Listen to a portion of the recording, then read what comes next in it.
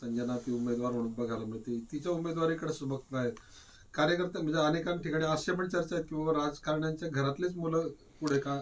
आता परिस्थिती अशी आहे की इथे खऱ्या अर्थाने आमच्याच पक्षाचे 100% उमेदवार आले असते, पण यांनी दोघं एकत्र केलं आणि विशिष्ट पद्धती टार्गेट करण्याची आणि खालच्या पातळीवर जाऊन प्रचार करण्याची जी सवय आहे ही तुम्ही आपण बघितलेली आहे.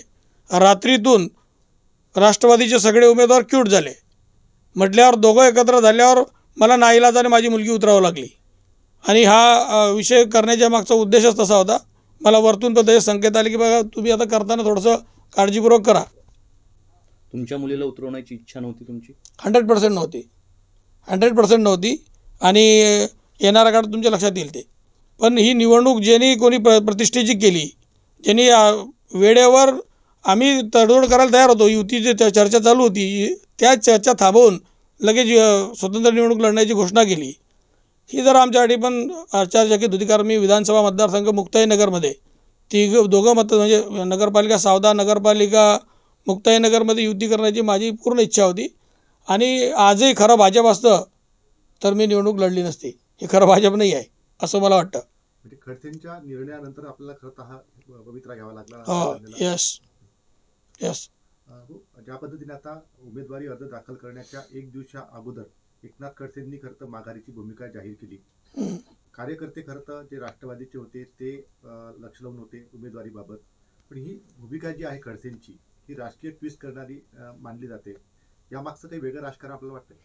नाही, यामागचं राजकारण फक्त मी सांगितल्याप्रमाणे जे आहे ना, कुटुंबामध्ये ताकद मिळावी, कुटुंबामध्ये शक्ती द्यावी आणि आपल्याकडून जी होऊ शकत नाही ते आता सत्तेच्या माध्यमातून करून घ्यायचं, भाजपच्या माध्यमातून करून घ्यायची, ही त्यांची रणनीती आहे, दुसरं काय नाही.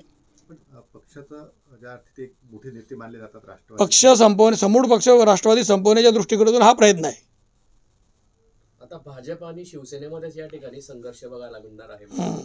तो मैत्रीपूर्ण संघर्ष असेल, कारण आमचं वरतून ठरलेलं आहे जिथे कुठे जमणार नाही तिथे त्या पद्धतीमध्ये मैत्रीपूर्ण लढती केल्या जातील असं आमचं वरतून ठरलेलं आहे. ते मैत्रीपूर्ण संघर्ष आहे, त्याच्यामध्ये काही अशी एकेरी चर्चा करणार ते पण नाही आणि आम्ही पण नाही. आणि एकनाथ खडसेंनी राष्ट्रवादीची ताकद नसल्याचं सांगितलंय मुक्ताईनगर शहरामध्ये. तुम्ही त्यांच्या या विधानाकडे कसं बघताय? त्यांनी उमेदवारी अर्ज भरले किंवा नाही भरले त्यांच्या कार्यकर्त्यांनी, काय माहिती आपल्याकडे? मला ते नेहमीच झालं आहे, मला माहिती आहे ते काय. तर ते सोयीनुसार त्याची ताकद आहे किंवा नाही आहे असं सांगत असतात. कधी सांगता लोकसभेमध्ये माझ्यामुळे रक्षाताई निवडून आल्या, कधी सांगता आता माझी ताकद नाही. सोयीनुसार त्यांच्या ते पक्षाच्या पद्धतीमध्ये ते नीती लावत असतात. आता लोकसभेमध्ये त्यांनी राष्ट्रवादीने सरळ राष्ट्रवादीच्या मुक्ताईनगरच्या राष्ट्रवादीने सरळ रक्षाताईंना मदत केलेली आहे. विधानसभेमध्ये कोणी राष्ट्रवादीला मदत केली सगळ्यांना माहिती आहे, ते काही सांगण्याची आवश्यकता नाही आहे. म्हणजे यांनी त्यांना मदत केली. आता याची उतराई म्हणून बहुतेक नगरपालिकेमध्ये यांनी सांगितलं माझी ताकद कमी आणि पूर्ण सपोर्ट रक्षाताईंना केलेला दिसतो आहे. आता हे तर वृत्तपत्रही मांडायला लागले. आता आज एका दैनिकामध्ये वाचलं मी, त्याच्यात त्यांनी मांडायला लागलं आहे. लोकांना सगळ्या गोष्टी माहिती आहे.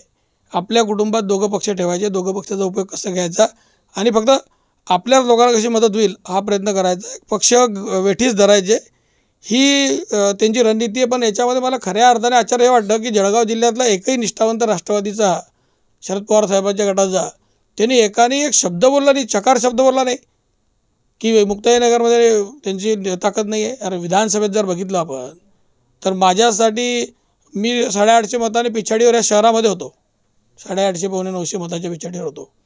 विधानसभेमध्ये राष्ट्रवादीला चांगले मतं ह्या शहरामध्ये पडले होते, तरी ते असं बोलत असतील आणि राष्ट्रवादीचा एकही जिल्ह्याचा पदाधिकारी किंवा राज्याचा पदाधिकारी बोलत नसेल याचाच अर्थ सगळेच मिली बघत आहे का असं मला वाटायला लागलेलं आहे. कारण खडसे साहेब तर त्याच्या सोयीने करत आहे, सगळ्या जिल्ह्याला सर्वश्रुत आहे, नवं नाही आहे. पण आता यांचं काय चाललं आहे हेही काही बोलत नाही. म्हणजे हेही सगळं मिलीजुली सरकार दिसतंय मला असं आहे. राष्ट्रवादी शरद पवार गटाने उमेदवारी अर्जच भरले नाही असं पण सांगितलं जाते. त्याच्यात तर मला आश्चर्य वाटतं आहे की यांच्या एकट्यामुळे शरद पवार साहेबांच्या राष्ट्रवादीतला इतर नेता इथे एकही उमेदवार देत नाही. याचा अर्थ खऱ्या अर्थाने फक्त एकनाथ खडसे म्हणजेच राष्ट्रवादी आहे का, इतर राष्ट्रवादीत कोण नाही आहे का असं मला वाटतं आहे. खऱ्या राष्ट्रवादीच्या कार्यकर्त्याला आज शर्मेने मान खाली घालावं लागते अशी परिस्थिती आज मुक्ताईनगरमध्ये झालेली आहे. कारण वर्षापासून राष्ट्रवादी इथे त्याचा स्वतःचा एक ताकद ठेवून होती आणि आज मुक्ताईनगर शहरातून पूर्ण ताकद त्यांची संपून गेली. जर हे तुम्ही बघायचं म्हटलं तर हे खऱ्या अर्थाने दुर्दैवी आहे. एकीकडे प्रदेश अध्यक्ष जर बघितलं तर रोहिणी खडसे आहेत शरद पवार गटाच्या, दुसरीकडे शरद पवार गटाचे नेते आमदार एकनाथ खडसे आहेत. तरी देखील आमदार एकनाथ खडसे म्हणतात की मुक्ताईनगर ग्रामीण म्हणजे शहरामध्ये या ठिकाणी आमची ताकद नाही, पण ग्रामीण भागात आमची ताकद आहे. ते ग्रामीण भागात काय ताकद आहे ते विधानसभेच्या निवडणुकीमध्ये त्यांची दिसली आहे, लोकसभेच्या निवडणुकीमध्ये दिसली आहे. शहरामध्ये जे ताकद आहे ते बी विधानसभेच्या निवडणुकीमध्ये दिसली आहे. पण ते जे सांगता याला 100% तुम्ही जर बघितलं तर हे कुठेतरी त्यांना सोयीचं राजकारण म्हणून त्यांनी त्या पद्धतीत ते विधान केलेलं आहे.